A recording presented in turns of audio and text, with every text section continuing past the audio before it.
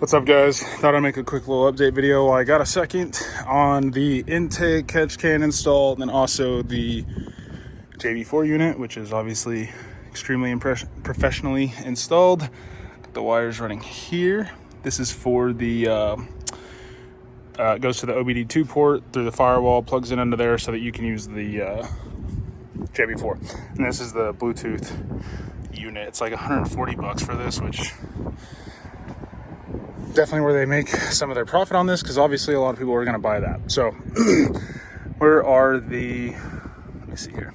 Here it is. So there's the first pigtails you can see back in there plugged in. And then it goes to the one in the front right there. So that's installed there, ran through, zero issues. That is awesome. I highly recommend that for anybody that has a car that is still under warranty specifically. Obviously a tune is better, there's no doubt about it, no arguing it, but the fact that you can plug this in, and I want to say, I can put the facts up on the screen real quick so y'all can kind of see. But I want to say it's like the peak, like map 4 is like 6 or 7 pounds of boost over stock, which is crazy that you could do that, not void warranty, perfectly safe, just based on what fuels you can run, which is awesome. These things, if people who don't already know on these, if you run like 87 at the pump and then you run and you put 93 in it, you're going to tell a huge difference, because these motors already have the sensors, or all the sensors in place, to where they kind of run based off of spark and knock. So the better fuel you have, the more power it allows, I guess is the best way to put that. So whenever you put this in there and then you know what fuel is in it, there's no guessing on the knock. You kind of know where you're going to be at. And then even on the ethanol mix, which is awesome that you can do, you get that much more power. So to me, that's a no-brainer, especially with the vehicle with warranty on it. Now, if we start getting a little bit more serious about this thing, make it a little bit quicker, then, you know, obviously a custom tune is in order, but I'm going to leave this on there until I get that far down the road to where I still have a warranty with the extra power. So I think that's great. I think it's a hell of a bargain for 500. It's 530 bucks, and this is 140, I believe, for the Bluetooth thing. You don't have to have that. If you know you're going to run 93 in your truck every day, buy that without the Bluetooth adapter, spend 550 bucks after shipping and tax or whatever, maybe 600 bucks, and you can get, if you're running, you know, just 1-2, you can get up to 6 PSI difference on your boost, just, you know, off of 5. I think that's by far the cheapest power for the money, without a doubt. This intake, I believe, is like 350, maybe 400 for this whole setup, which is also like, I think that's pretty fair. They did kind of jip me on not having the grommets, but, you know, can't be too mad about a couple dollars worth of rubber or silicone, whatever it is. It looks great. The fitment is great. Everything is awesome. The only thing I can say is, I don't know what happened here, but the hole does not line up. So you can probably make it work, but just kind of weird. You think it'd be all like on a template thing, but looks good. The quality's good. Sounds awesome.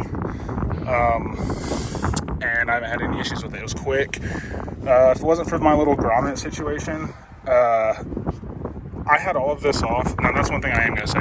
I had this whole intake off as soon as this dropped off at the mail. So as soon as this got here, I threw it on. Don't exactly recommend that, because if it does have any missing pieces, you're kind of stuck without an intake. Luckily for us, we had 2 cars because we were in a bunch, or in a hurry. And I got this on, and then I actually just rigged it kind of, and like I kind of explained this to you already in the previous video.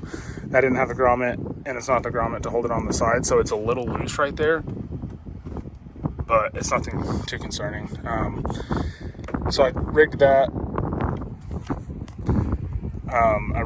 And then I threw all this on real quick, put this all in, and realistically this will probably take an hour from getting your stock one off to putting this one on, which is not bad at all. But even that doesn't add any power. I mean probably a little bit, but you know, it probably helps a lot more with the custom tune. Obviously it does help some, but it is one of those things. I actually need to tighten that down.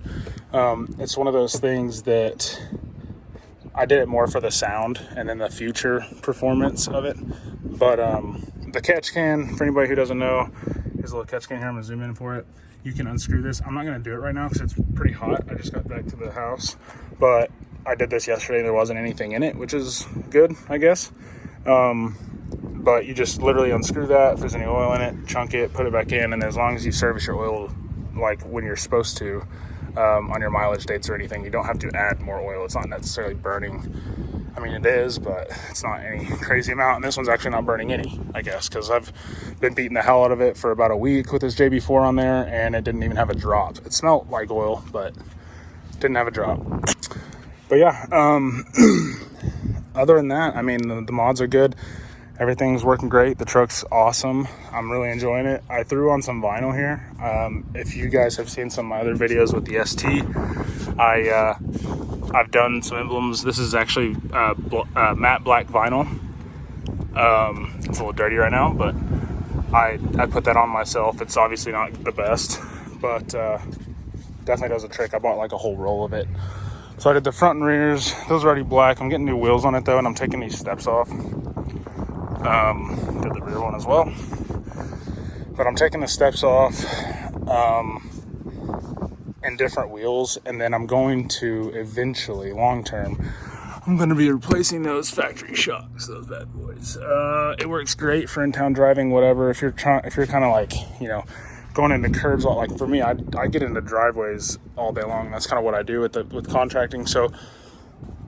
And it's never really just easy paved roads. So the better off-road ride for me, or the more off-road ride quality for me, the better.